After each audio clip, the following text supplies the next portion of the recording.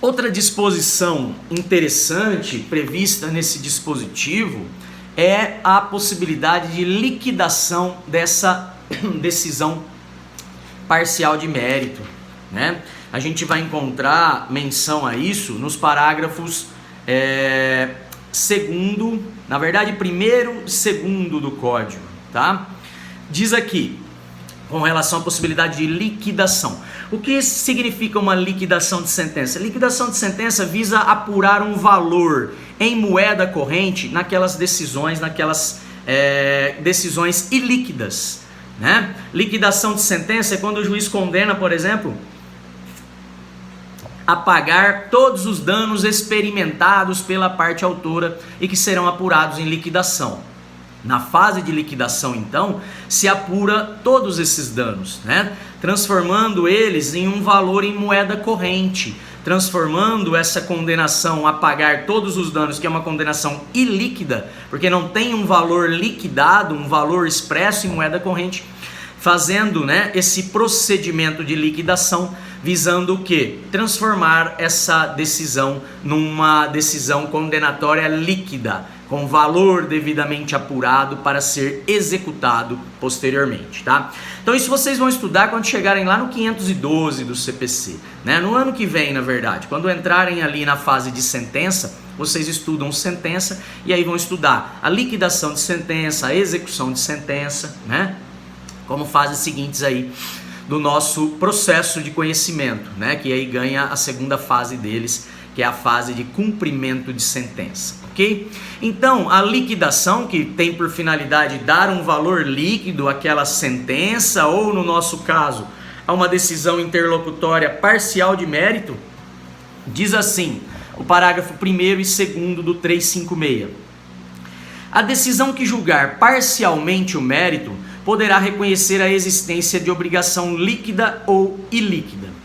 Se reconhecer a existência de uma obrigação líquida, ou seja, ela já já tem um valor em moeda corrente, já consta um valor para aquela condenação, não precisa passar pela fase de liquidação, né? O credor aí, o autor da ação, né?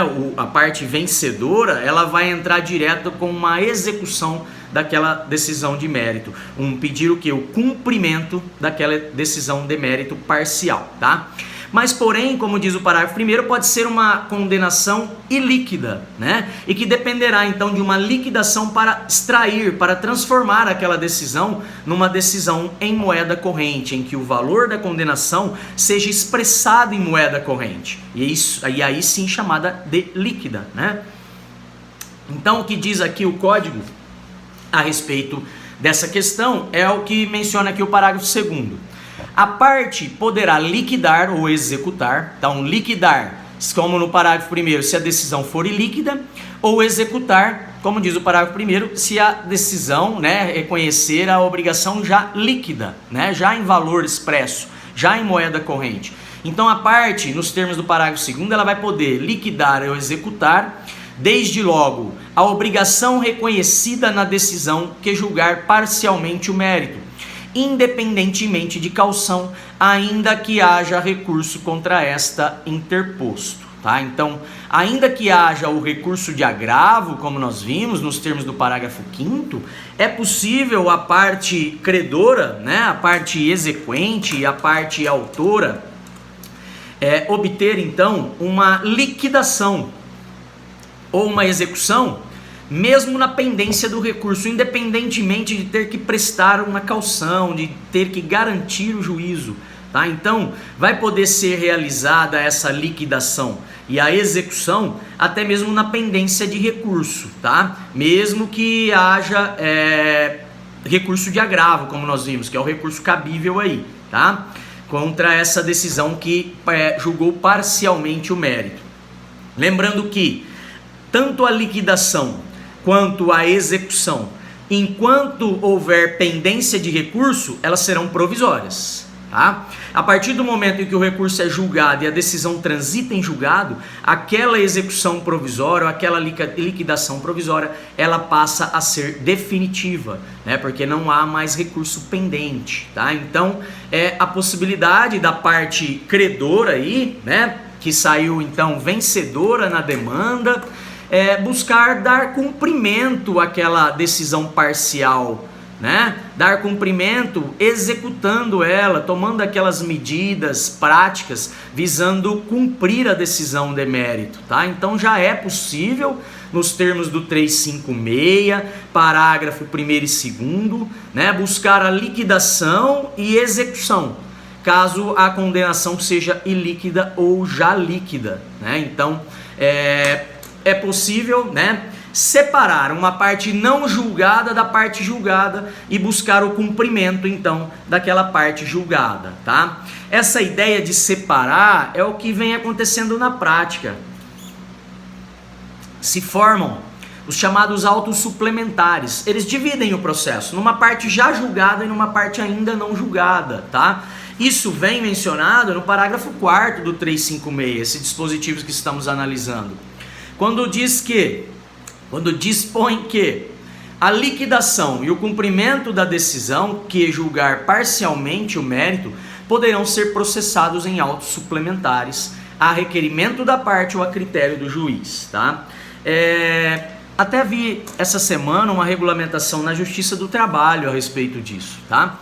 A respeito da liquidação em autos suplementares, da formação de duas partes, a separação da parte julgada da parte não julgada nos processos onde foi prolatada uma decisão parcial de mérito, tá? Então, o Código menciona isso no parágrafo 4º, no sentido de que tanto a parte pode requerer essa formação de atos suplementares, né, para a liquidação e a execução da parcela do processo já julgado em seu mérito, tá? Então, execução desse julgamento parcial de mérito, né? Ou pode o juiz determinar, o que tem sido muito comum, né, a fim de que uma parte não atrapalhe o andamento da outra, tá? Então o juiz ele pode determinar a formação de autos suplementares de ofício, né? Destacando as duas partes do mérito, aquela parte já julgada daquela parte não julgada, tá? Aquela parte já julgada, ela é instruída, eu vi essa instrução para a formação de autos suplementares na Justiça do Trabalho, que mencionava lá a cópia integral do processo, tá? Então os processos são digitais, eles separam em duas partes, tá? Depois aquela decisão parcial, e aí sim o processo segue apenas com a execução daquela parcela. Da outra parcela, tá todos os documentos, tá tudo anexado lá, o juiz vai determinar o quê? A fase de instrução. Então as partes vão especificar provas, ele vai definir o ônus, né, definir as provas cabíveis, né, pertinentes, relevantes, sobre fatos controversos, né, para que aquela parcela apenas possa seguir nas fases seguintes sem atrapalhar a execução ou liquidação daquela parcela já julgada, né, já julgada em o seu mérito, né, em definitivo ou não, porque pode haver recurso pendente, certo?